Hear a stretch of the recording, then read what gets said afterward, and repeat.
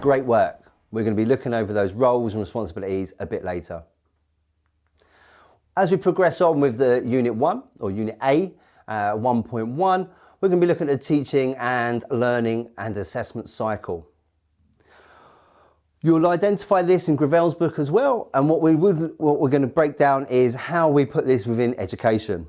Now, there are clearly 5 stages of the teaching cycle, and what's the key to remember is the learner is at the centre of everything. Everything we do is revolved around the learner by identifying their needs, planning and designing, delivery of facilitation, assessment and evaluating learners. Now, unique thing around the teaching cycle is you may be involved with one or more parts of the teaching cycle. Yourself, you may be involved with the identification of needs. This is where we carry out the needs of the learner, initial assessments, diagnostic assessments and agreeing an individual learning plan. We'll discuss individual learning plans as we progress on with the course. We ensure that learners are on the correct programme and identify any individual learning requirements they may have. Now, you may have looked at ILPs before and you may be more familiar with them in the workplace as appraisals or yearly staff appraisals.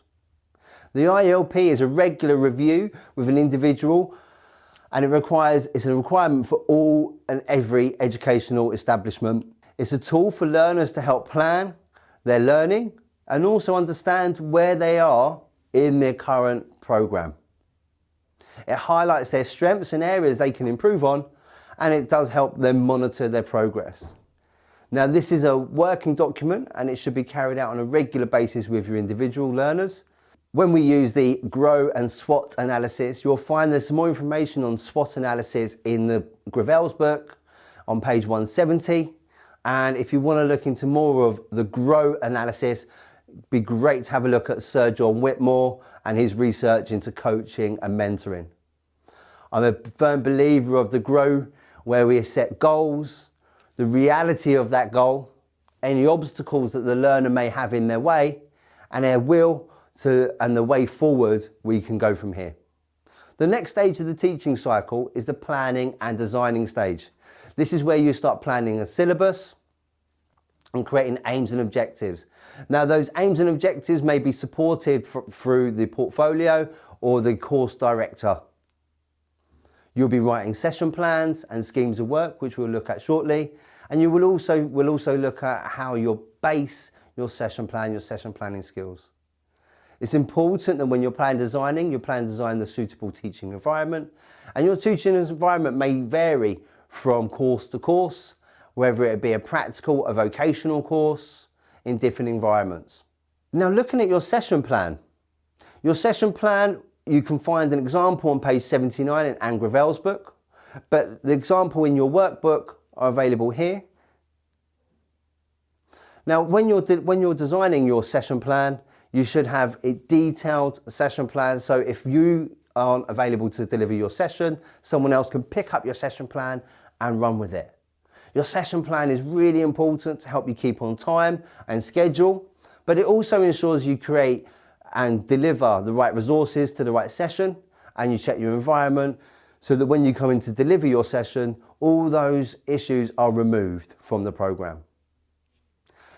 Your session plan you'll be delivering for the course will be a 15-minute micro teach, and you'll have a 15-minute session. And we've set some examples out for you available in your workbook and Anne Gravel's book. The most common stage of the teaching cycle most trainers are aware of is your delivery and facilitation.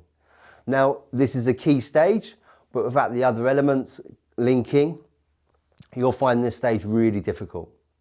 When you come to delivery and facilitation, it's important you're aware of your pace and your pitch, the way your voice is projected across the room, setting up your classroom and being aware of time management within that environment. It's important that you deliver a varied approaches to engage all learners. If your delivery and facilitation is engaging and motivating, learners will achieve. The assessment stage is key at the end of every session you deliver. Now, with assessment, we're going to be looking to ensure that learning's taken place. So you may want to include parts of the session you've already delivered, and you may use informal or formal methods.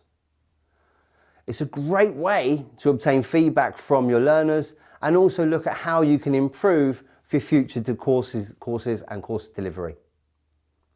As we progress on to evaluating stage, and this is where you get your feedback on the admin, your teaching methods, your delivery style, and ensure that you're meeting all those course objectives and meeting the needs of the learner.